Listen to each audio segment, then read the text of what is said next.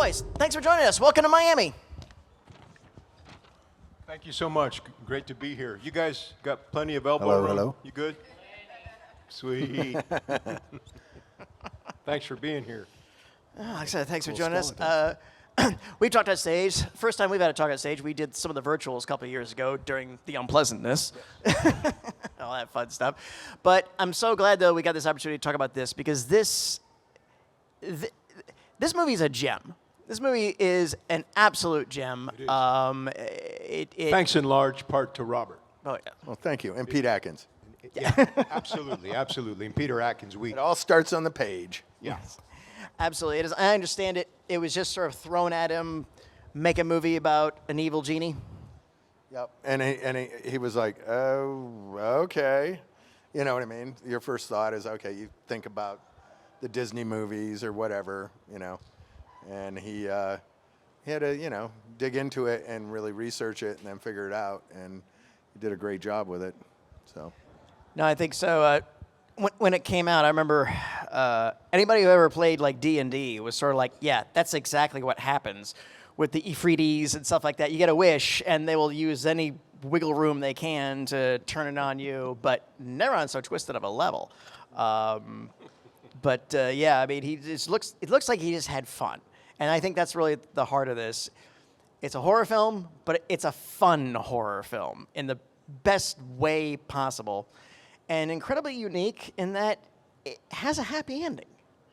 It has all these gruesome deaths and everything on it. And sorry, spoilers. Yeah, don't you notice that now with most horror films that they have like these really bleak endings? Yeah. So. Well, the usual formula has always been the one lone bloodied survivor, and if you're lucky, the dog. Yeah. You know, or the cat, like an alien. So, how did this come about for each of you? Robert, when did this start for you? 86 is when we shot it, right? Or 96, I'm sorry. Say, wait, 96. what? No. 96, we shot it. Came out in 97. So just prior, in 86, I had finished my first film, Demolitionist.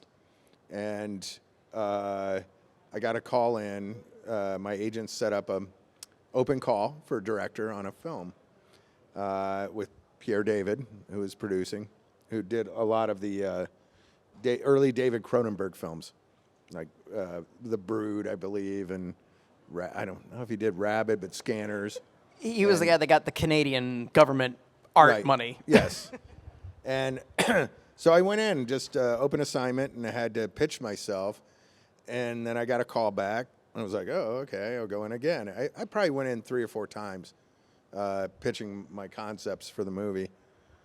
Before then I got the job. So yes, Robert, you're fine as the director, but the piano death character, I'm not seeing it. But give me something else. Yeah, I had to reenact that whole thing. No, in the office. So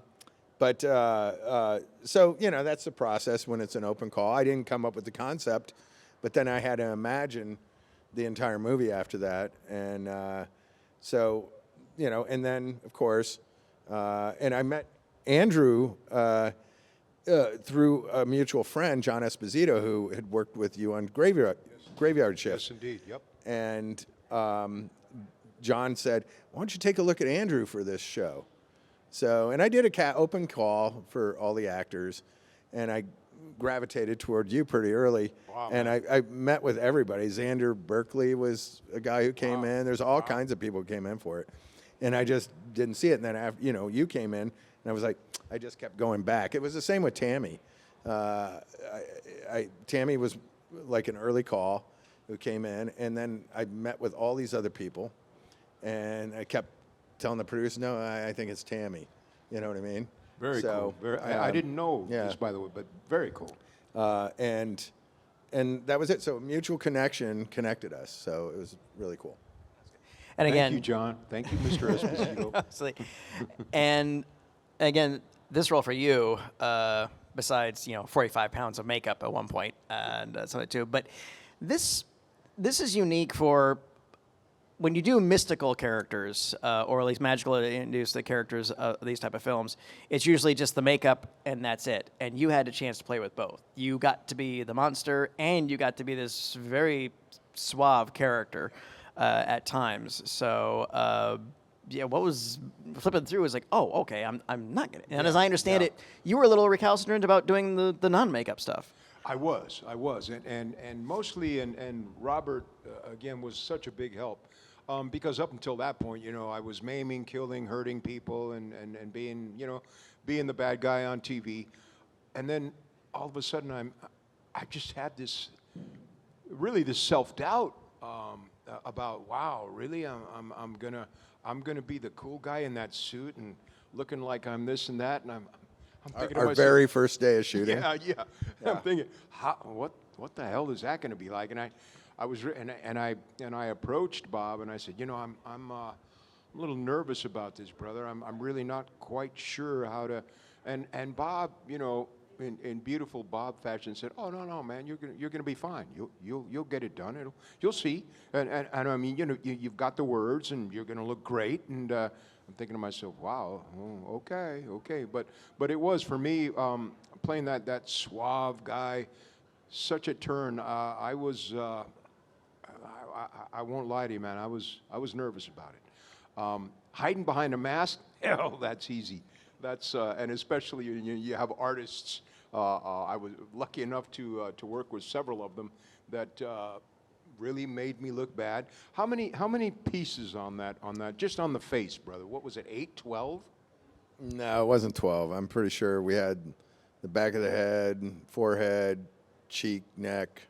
Right, we had and nose. so yeah, we had, cheek, neck, we and had nose. we had yeah. the lips above. We had the Yeah. lips below. Yeah. We had the So eyes and the eyes below. maybe the 6. The cheeks. So yeah. I can't remember. And then we also had the little ear tips. I think they glued on separately. The Yes. little dangly ear tips. And seamed it all in and amazing. And one of the best sort of pieces of advice that Robert gave me, and so any actor, especially a newbie, which I was pretty much at that time still, always fears overacting. And then Robert told me, and because I hadn't worked in that to that extent in that latex, and he said it's going to seem and feel to you like you're overacting, but you're really going to have to articulate your jaw and your mouth and move it just to have really what has to be, not that it had to be minimal, but moving with all that exaggeration will produce a minimal gesture. And it was true. And I remember the first night. You went into the trailer. Yes. And because you sat in front of the mirror yes, because I said, you told me to. You said, go sit in the dark and just look at yourself in the mirror and articulate and get to know it, get familiar with it. I got to tell you, the next day my jaw hurt, man. Yeah. I mean, it hurt. It was quite a workout. But I'm ever thankful. And as you can see, we're still friends, which is very rare. I mean, you know, every now and then, and you know, it happens, but very rare. And I'm happy to say it. I consider Robert a very good friend, and I'm ever appreciative Likewise. for that. Thank you, brother.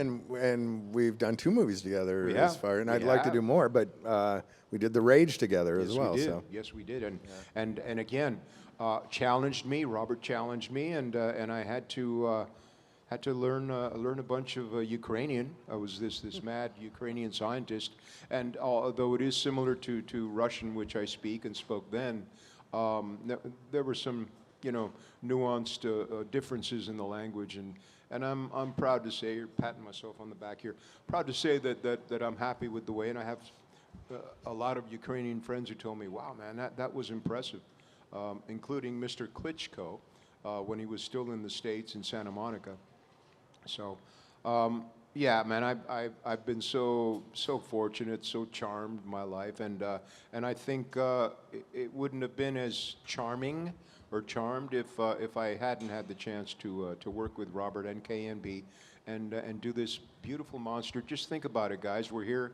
What are we going on? What now? 20? So almost. We're going on 30 years, and this thing still has legs. And I'm always. I love it. isn't it amazing? Like people that come up in the next generation, I was just gonna people say that that. like They bring go, their oh my God, I kids." just saw this movie.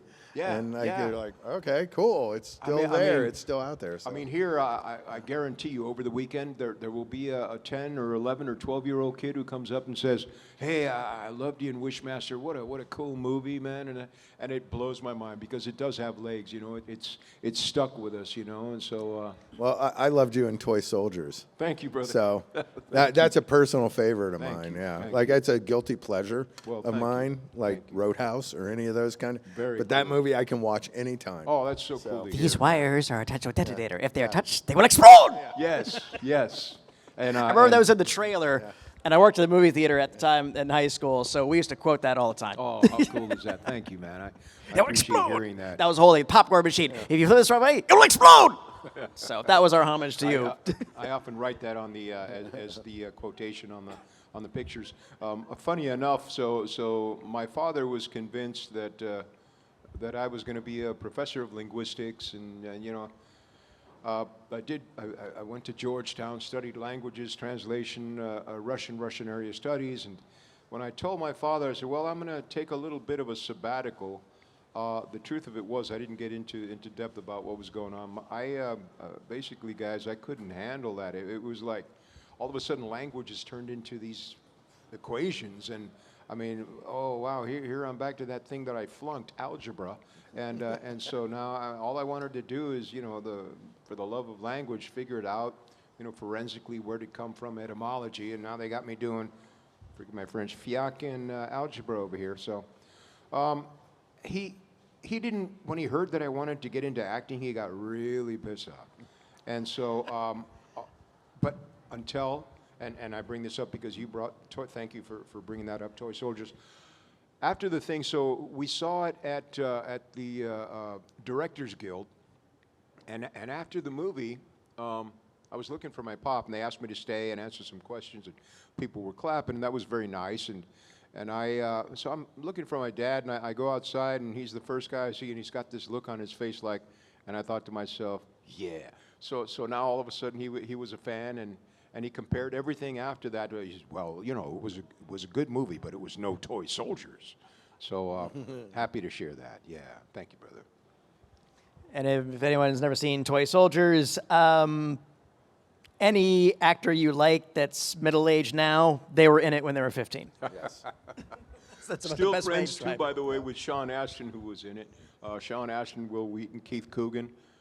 They're all friends. Will, I don't get to talk to or run across too much, but you know, still have a lot of love for the kids. I tried to stay away, especially for that scene that you brought up about the exploding wires, the orange wires. Don't touch them.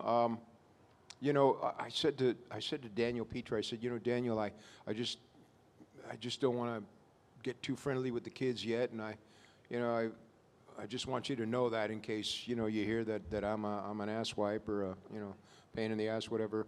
And I just said, you know, I think it's better for now just to so that it comes across on So screen, they're that intimidated chemistry- by you a little bit, yeah. Yeah, yeah. So, yeah. And I did ask before that scene. I said, Daniel, can I have 10 minutes with the kids? And so he said, sure. And he looked at me. He goes, do you want me to leave? And I go, yeah. So we kind of had a nice talk. Yeah. You bitch slapped him. No. No, I didn't get physically, No. but mentally Yeah, slapped. Absolutely, absolutely. Very nice. This is where I would usually ask, hey, what was the craziest day on the Wishmaster set? But that was probably the fire. No. No? Well, yeah, Okay. that fire was. I'm sorry, we had a fire on the set when we blew up the statues, and we almost got trapped in the room because there was no exit. It was really weird because as soon as they blew up and it caught on fire, it burned two 35 millimeter cameras, melted them, and we all went, "Oh my God, the set's on fire!" We all looked behind us and realized we had no exit plan. And I'm standing right next to the fire marshal, who didn't even know that we had no exit on that side of the. So it was a little weird. It was like, you missed that? Okay. We had to run around the fire. They put it out. We lost a day of shooting because the set was filled with toxic smoke from the foam that was burning and whatever. Yeah. But the other day was when we tried to blow your head off. Oh, And yeah. I think that was the other day. And that was I was partially to blame for that too. I got to say, but I started in stunts, and I know these were D80s, which are some heavy loads, two of them, And I never thought that, wow, those were just placed above a kind of a floating. I didn't think of that either, dude. When you think of the logistics thought of of it, or the mechanics of it, you should realize that. I should have. Yeah, I should have realized it. That because we put a explosive plate on top of your foam rubber head, so you have an inch of foam, and then you have an explosive plate. So when that fires off, instead of pushing outward, if it was right up against your skull, Smacked it into the skull. it Yeah. shoots backwards as well. Right. So it gave him a concussion. But the greatest thing about that was the fact that we got a really cool visual effect element, practical visual effect. Because originally it was just a squib going off on the Right. back of your head. Right. So in the film now, we have his whole head blowing off when he puts the gun under his chin and blows it off.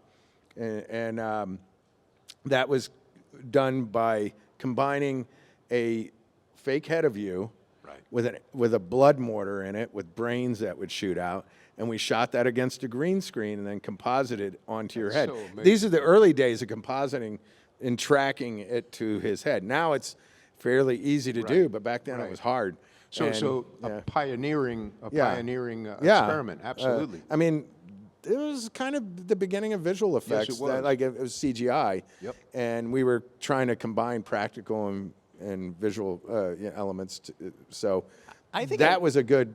I think it worked. Yeah. You, that was a great, like, oh my God, this accident, sorry, actually made a better effect because now they're going to let us do this, you know? So, You know, I was worried because I remember us talking, and I remember you reminded me. You said, "Remember, when the shot goes in, make sure your head goes back. you Make held sure it your head in. goes back." And Yeah.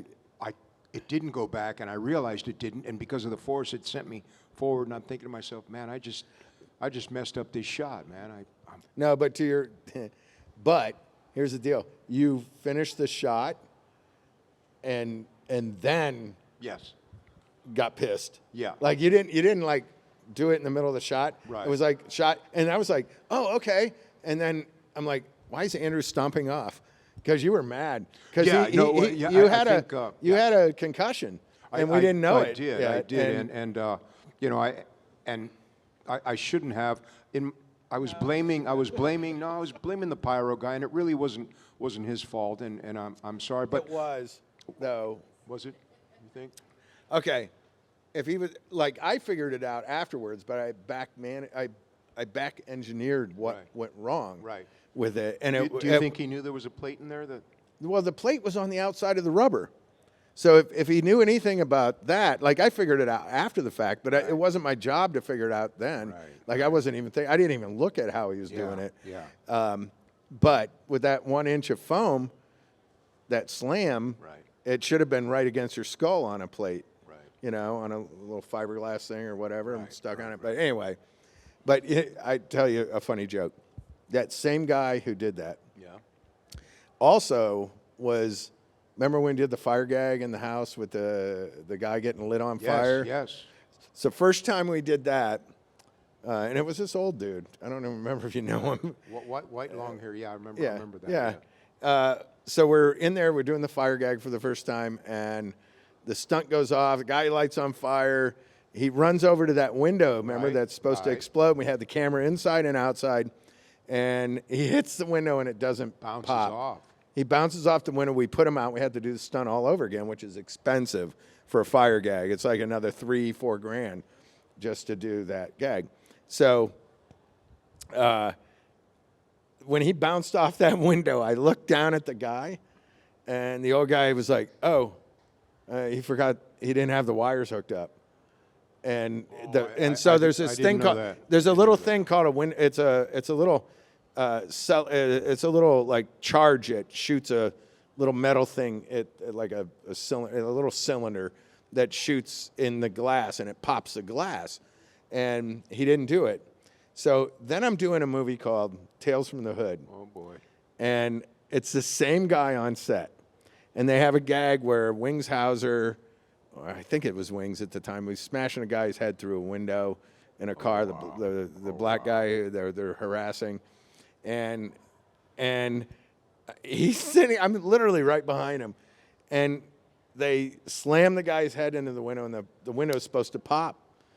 And I looked down, and he didn't have the wires hooked up again. I'm like, you're the same fucker that just did this on my movie. He just screwed it up again.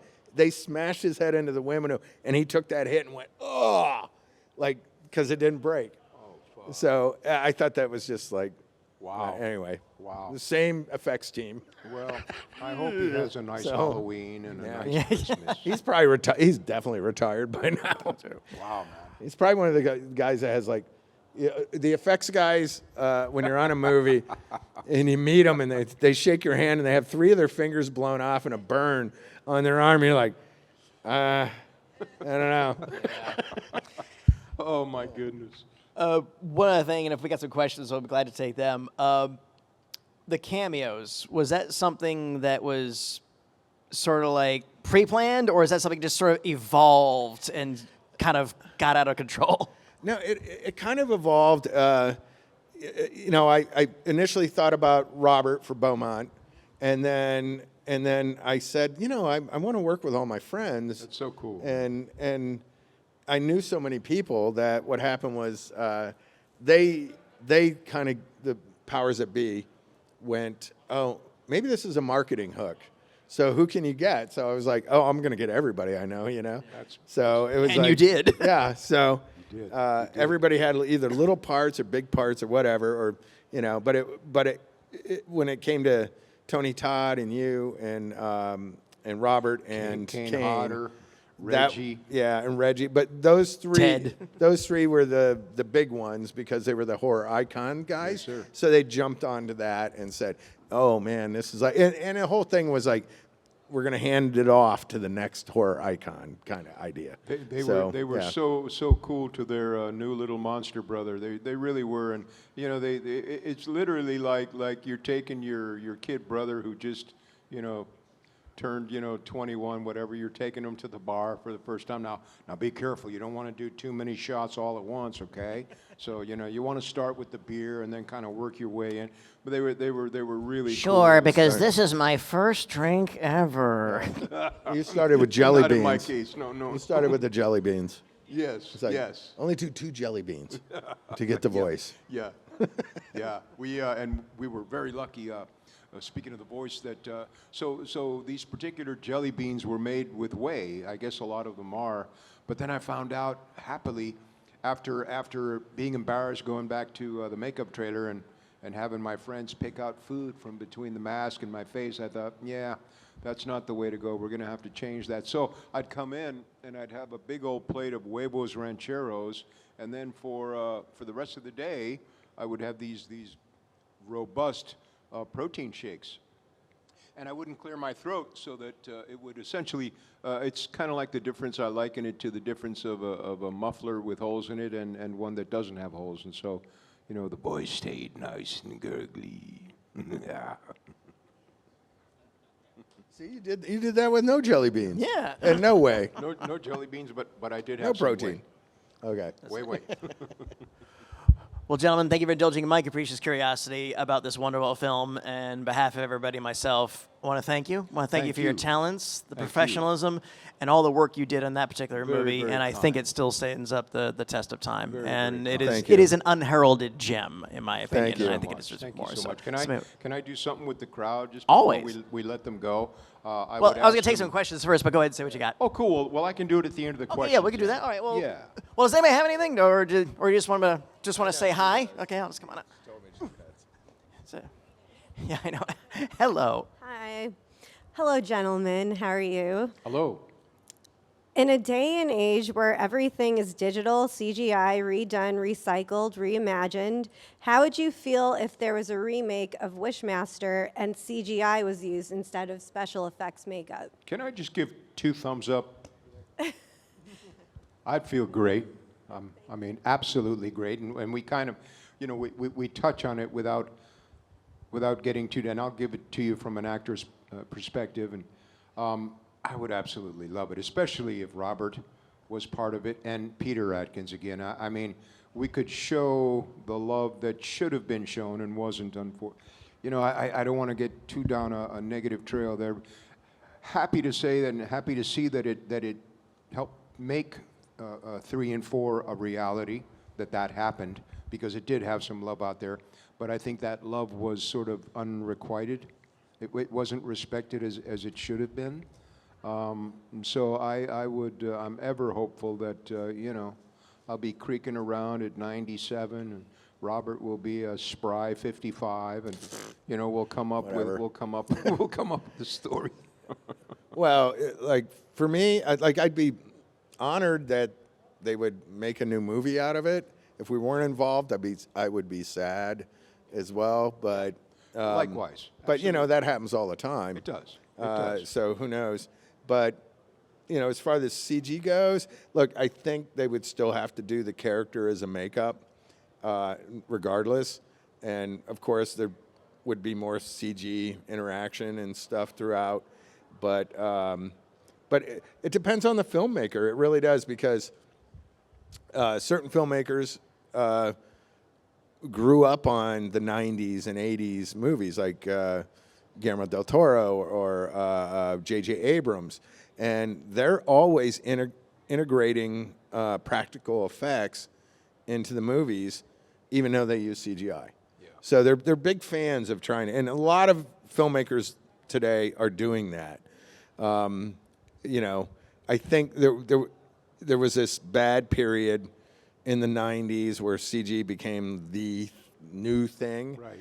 And everybody would like, oh, CG, like Spawn, for instance. Right. Where there was characters that were just like total CG, and it wasn't. It doesn't hold up to a certain degree now. True. The practical stuff does, but I think that like that kind of, it was like the new thing at the time, and everybody wanted to use it and everything. And then they realized, oh, well, it's not really the way to go. It should be a mix. I think, So- if I can quickly interject, I think they realized that when the crowd said, all right, man, enough, man, come on. I mean, you know, it was literally the movie-going crowd that said, CG already, right, we've had enough.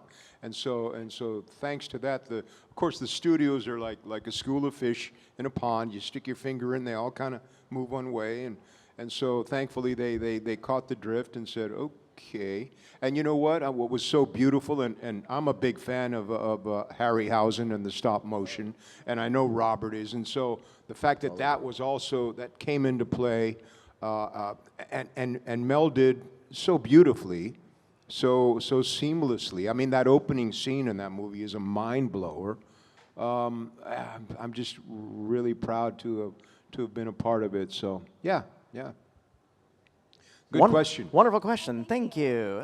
All right. We got time for one more if anyone wants to throw something out. All right. We'll put it over here.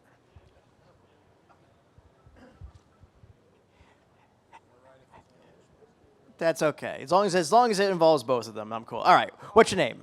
Oh, Umberto. I was going to ask him about Interceptor. I met him earlier today, Mr. Divoff. I wanted to know, how did you come to that movie, Interceptor? So again, I think Michael Cohen, I think the director had seen Graveyard Shift, was it?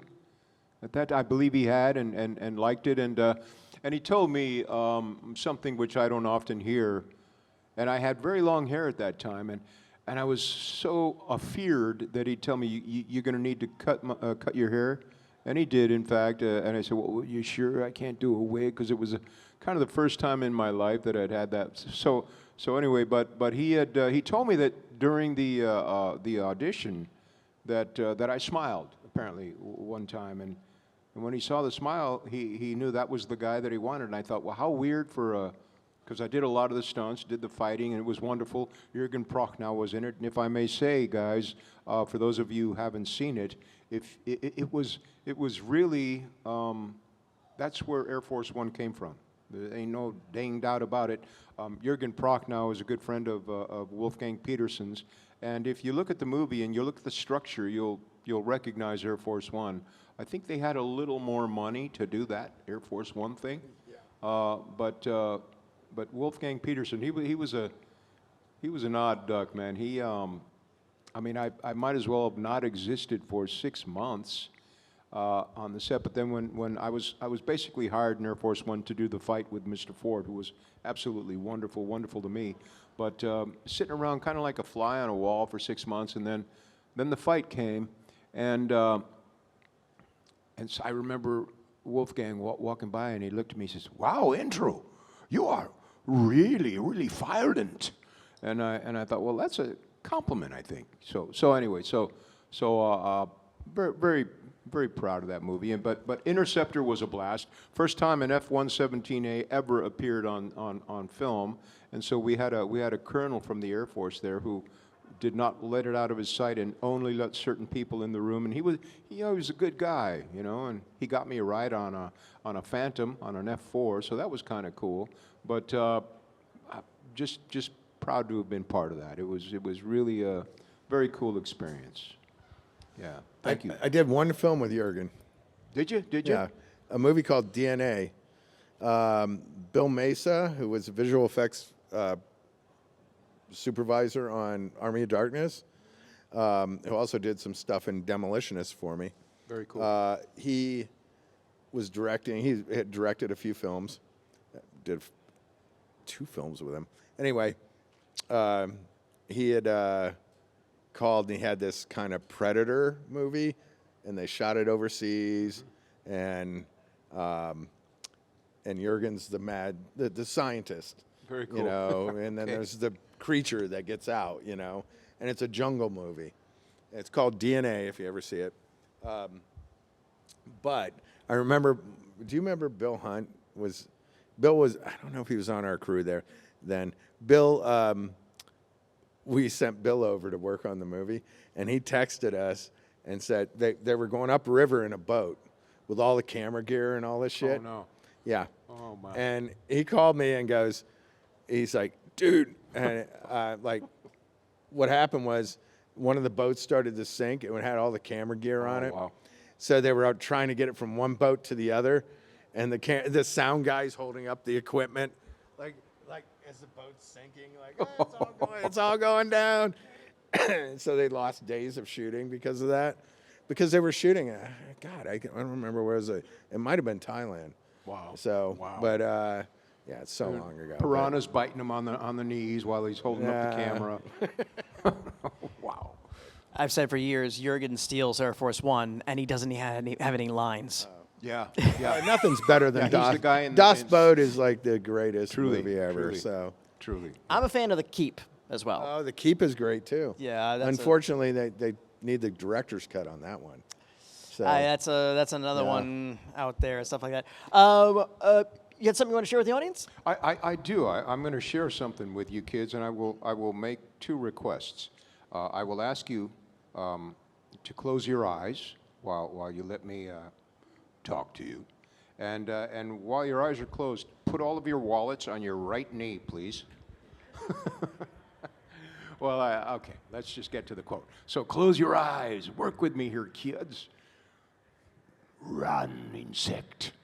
Run and tell those you will what you will.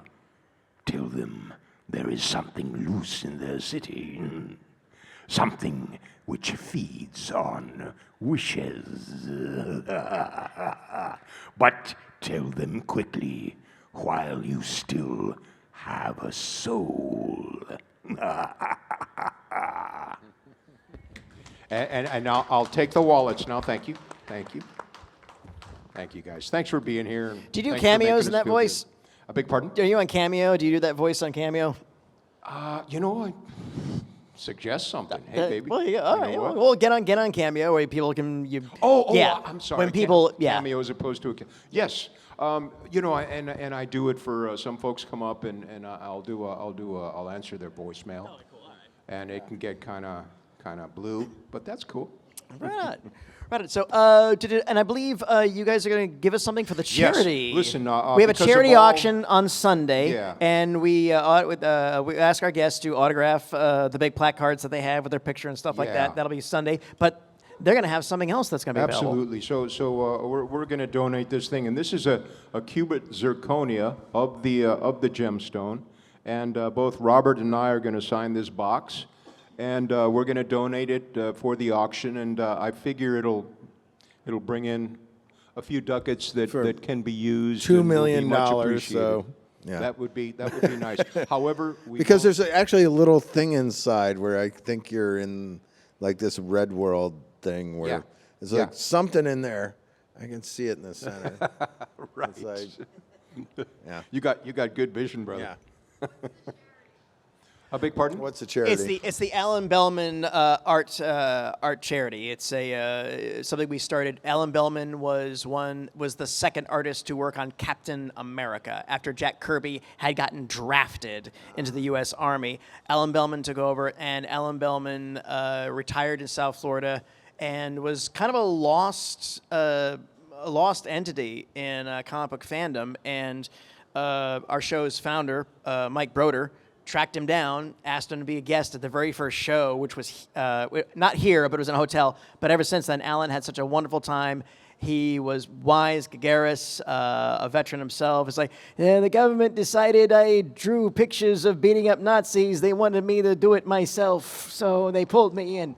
But he was a friend to our show, and so we've created this fund. What we do is we provide art materials and instructions and things like that to underprivileged areas, probably in South Florida, but we are trying to do things in every market that we're in. So that's the kind of That's version. very cool. So well, we try. We absolutely try all that fun stuff. What's on everybody's docket? Any projects on the horizon you're allowed to share with us? Well, we had a busy summer. We did a movie we can't talk about, which is coming out next year, probably. We also have a film called Goons that we did with the director of the last Purge film. So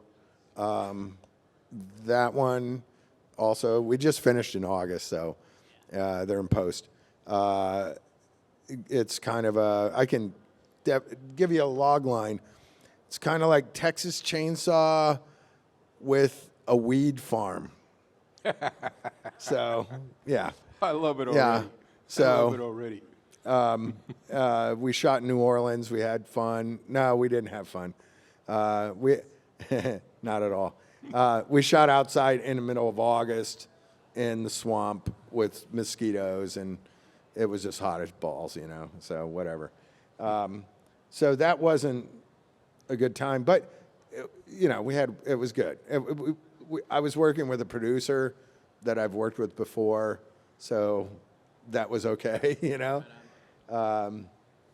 And the other film, all I can say about that one, it's called the Johnny Ryan Project, who's a famous cartoonist, and I can't give you the title yet because they haven't announced it, but you might be able to figure it out of his 8 million, you know, cartoons or comics. The So, truth is out there. yeah, there you go. Very cool. I'm doing I just finished filming up in the San Bernardino Mountains a proof of concept trailer for a tribute to Lon Chaney's Wolfman. Now, this wolf thing doesn't have anything to do Wolfman, with... you say? Yes, wolf thing.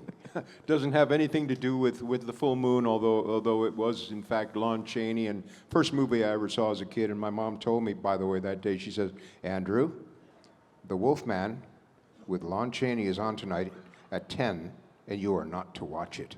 I said, oh, okay. So of course, you know, kind of a wink and a nod, and I watched it.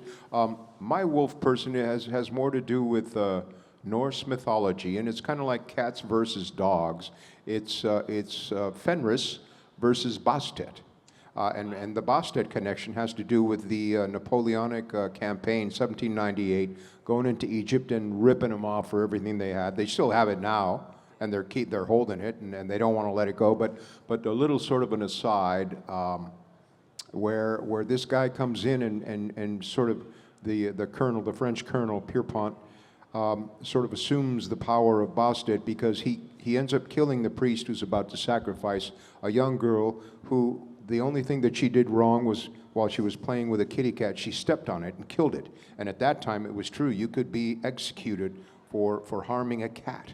And this would have been from, say, 250 BC to about maybe 400 AD.